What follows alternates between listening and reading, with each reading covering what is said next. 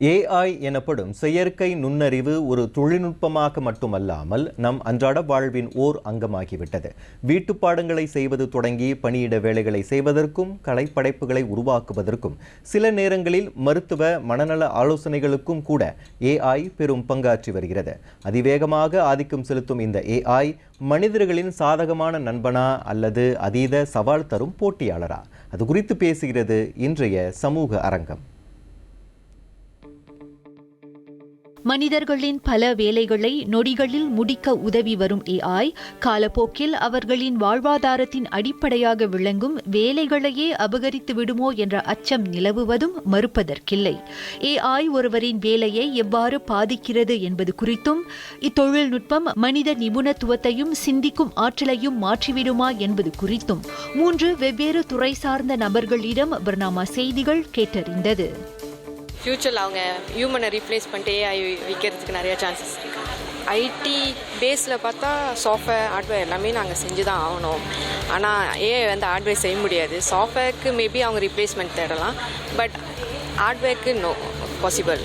இப்போ வந்து ஸ்டூடெண்ட்ஸ் வந்து மோஸ்ட்லி வந்து அவங்க ஜஸ்ட் ஏஐ டிபெண்ட் பண்ணி ஹோம்ஒர்க்லாம் செய்கிறாங்க. ஸோ அது வந்து அவங்க சொந்தமாக யோசிக்காமல் ஜஸ்ட் டிபெண்ட் ஆன் ஏஐனால அவங்களுக்கு வந்து அந்த ஸ்கில்ஸ்லாம் வந்து குறையுது. நம்ம கிளாஸில் வந்து ஒர்க் கொடுக்குறப்ப அவங்களோட சென்டென்ஸ் ஸ்ட்ரக்சர்ஸ்லாம் எப்படி இருக்குன்னு நமக்கு தெரியும். அதே மாதிரி அவங்க வந்து ஹோம்ஒர்க் கொடுக்குறப்ப வரப்போ வந்து வேறு மாதிரி இருக்கப்ப டீச்சர்ஸ்க்கு வந்து நோட்டீஸ் பண்ண முடியும். ஸோ அதை பேஸ் பண்ணி நாங்கள் கண்டுபிடிச்சிடுவோம். சோஃபா எங்கள் ஃபீல்டில் வந்து ஏஐ யூஸ் பண்ணலை, ஸோ யூஸும் பண்ண முடியாது. ஸ்டில் குக்கிங் இது எல்லாமே ஹேண்ட் ஒர்க், ஸோ அந்த மாதிரி தான் இருக்குது. குக்கிங் வந்துட்டா ப்ரிப்ரேஷன் எல்லாமே வந்து ஹேண்ட் ஒர்க் தான். ஸோஃபா எந்த டெக்னாலஜியும் பாய்க்க முடியாது. ஸோ சொல்ல முடியாது, மேபி இன் ஃபியூச்சரில் வந்தால் வரும், ஆனால் அந்தளவுக்கு எஃபிஷியனாக இருக்காது. கருத்துகள் வேறுபட்டாலும் கற்பனை செய்ய முடியாத வழிகளில் செயற்கை நுண்ணறிவு தொழில்துறைகளை மறுவடிவமைக்கிறது என்பது நிதர்சனமாகிறது.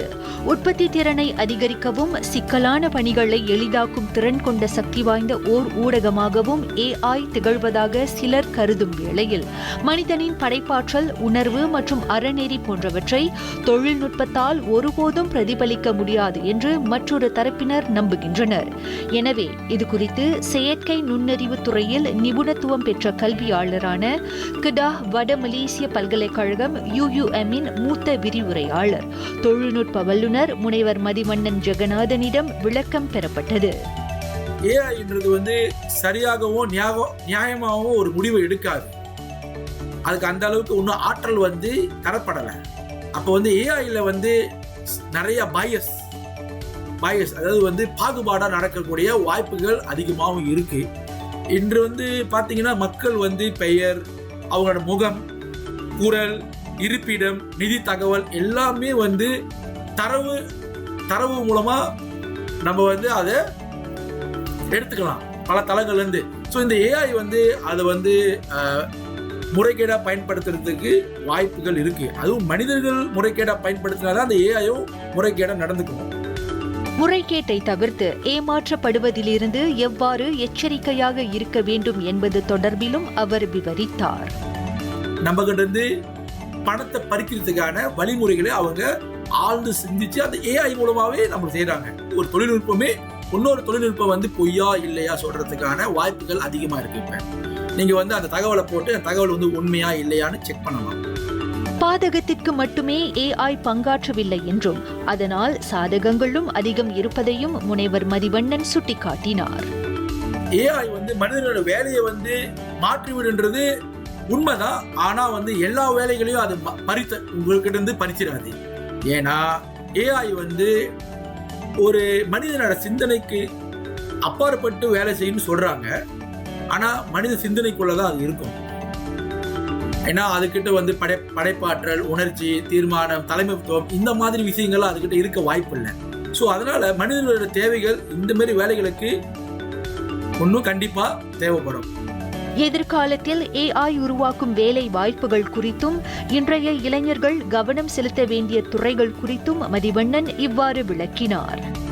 புது வேலை வாய்ப்புகள் அதிகமா ஏற்படும். ஆனா நம்ம வந்து அந்த ஏஐ காலத்துக்கு தயாரா இருக்குமா, அதான் ரொம்ப முக்கியமான விஷயம்.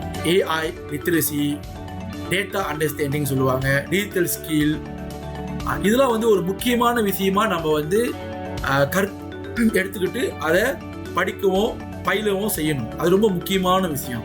அப்பதான் வந்து நம்ம இந்த ஏஐ கூட சரிக்கு சமமா நம்ம அது கூட பயணம் செய்ய முடியும். AI தொடர்ந்து வளர்ச்சி அடைந்து வருவதால் அத்தொழில்நுட்பத்திற்கு ஏற்ப நம்மை மாற்றிக்கொள்வது அவசியம் என்பதை நாம் ஏற்றுக்கொள்ளத்தான் வேண்டும். அதனை பொறுப்புடனும் அறநெறியுடனும் பயன்படுத்த நாம் தயாராக இருக்கிறோமா என்பதே தற்போது சவாலாகியுள்ளது. செயற்கை நுண்ணறிவு என்பது மனிதனின் எதிரி அல்ல, அது நண்பனும் அல்ல. கால பரிணாம வளர்ச்சிக்கு ஏற்ற ஒரு தொழில்நுட்பமே ஆகும். இந்த தொழில்நுட்பத்தை நாம் எவ்வாறு பயன்படுத்துகிறோம் என்பதை பொறுத்துதான் நமது எதிர்காலமும் அமைகிறது. இது போன்ற தொழில்நுட்பங்கள் வளர்ந்தாலும் மனிதனின் சிந்தனை, பொறுப்பு, பகுத்தறிவு ஆகியவையே உலகை வழிநடத்தும் உண்மையான நுண்ணறிவாகும். பர்னாமா தமிழ் செய்திகளுக்காக நான் கார்த்திகா பாலகிருஷ்ணன்.